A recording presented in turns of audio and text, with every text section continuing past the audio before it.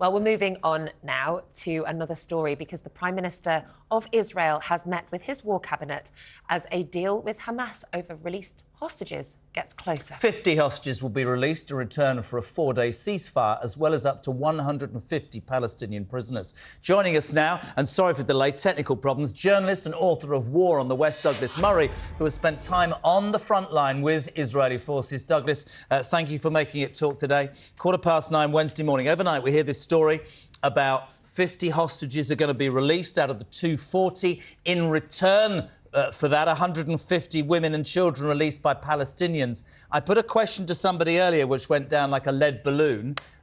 Everybody wants those hostages home, Douglas, but how does that look? Will there be any criticism that actually you're negotiating with terrorists?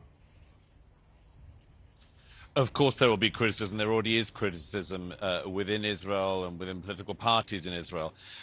As the weeks have gone on since the 7th of October massacre and this mass stealing of Israeli citizens by Hamas, there's of course been a growing campaign, not least from the families, the Bring Our Hostages Back campaign. And as the weeks have gone on, the citizens of Israel, not the wider world so much, but the citizens of Israel have been absolutely aware of each one of these hostages. Their photographs are all over the country. Every billboard has images of the young people stolen from their homes or stolen from the Nova party. And so there's been a growing momentum calling for, of course, the government in Israel to bring them home.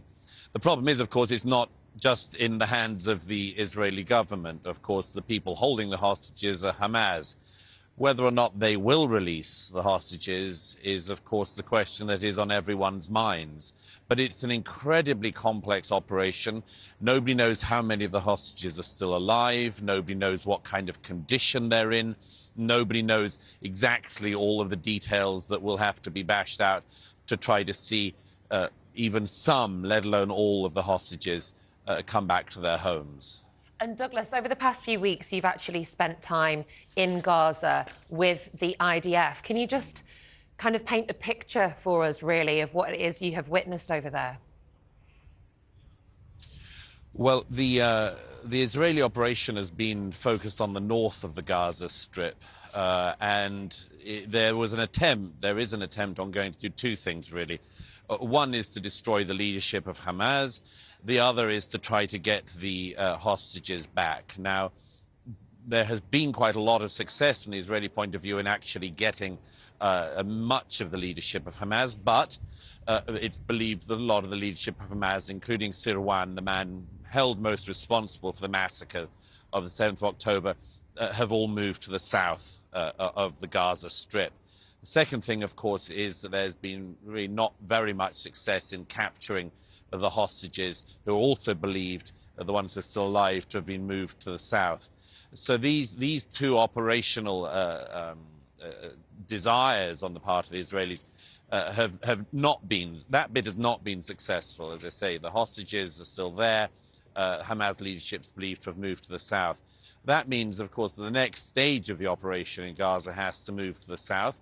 But with the news overnight, perhaps some other kind of arrangement is in the offing. There's a lot of negotiation, not just in Israel, but of course internationally. Qatar is believed to be much involved. Qatar, the Gulf state, is the principal, apart from Iran, the principal international friend of Hamas. Qatar, of course, is massively invested in the UK and other foreign countries. It has huge investments in countries like our own in Britain. And there has been some pressure on Qatar to in turn put pressure on Hamas to return hostages and much more.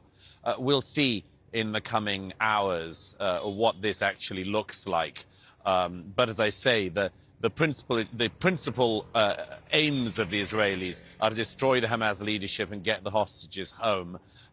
Which of those is actually possible is something we're all going to see in the days ahead. Douglas, you're out there and you're reporting, and I know you're going to be doing stuff across the week for Talk. It's difficult because we're here, we just have to report the news as it is. Anybody with a brain cell can see what happened on October the 7th was genocide. But I think I think what happens, and I think this is a true comment, is as you see those images, and you're there, as you see those images of the bombings and the children and the women, all that sort of stuff, it becomes unpalatable, quite rightly. I just want to know from inside Israel, what's the pressure been like on the Israeli government? Netanyahu is, I mean, I'm sure in time will be blamed for it happening anyway. He's obviously on one course. Is he listening to his people or not, in your opinion?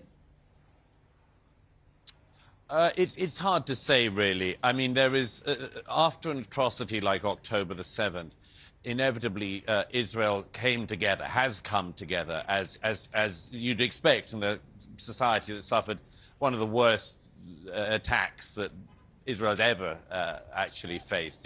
It's been compared to 1967 and 1973, but it's worse in terms of the actual death toll and the hostage taking, and much more.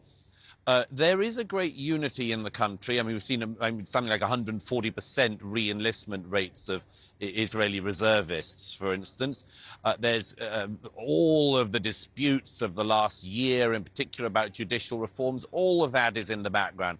But you're right, Jeremy, this question of what is the pressure on Netanyahu? Here's the problem, of course, for him, for the whole political class. The country wants to be unified. It wishes to see the aim of destroying Hamas, and you speak to people from the left and the right, it doesn't matter. Everybody is behind that aim. Everybody recognizes you cannot live beside Hamas. It's like asking people in Plymouth to live beside ISIS, you know. But inevitably this happened on the watch of the present government. So it's a very delicate balancing act. Clearly the Israelis want to see the war aims achieved. They want to see the hostages back. But, of course, at some point, there will be a political reckoning. The heads of the intelligence agencies, services in Israel have held up their hands saying, you know, this was a failure of intelligence. Heads of the military have done the same. It's very difficult for the political leadership to do the same. And, you know, inevitably, there's this question of where, in particular, the hostages' families direct their ire.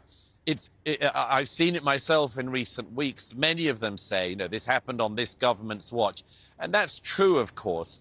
But the question, we've had this in Britain in the past when we've had hostage situations. The question of, you know, do we put our efforts, our rage towards the government or towards the people who took the hostages? You remember in 2004, we had the situation with Ken Bigley in Iraq, a contractor from Britain, from Liverpool, who was abducted. And, you know, there's a similar situation.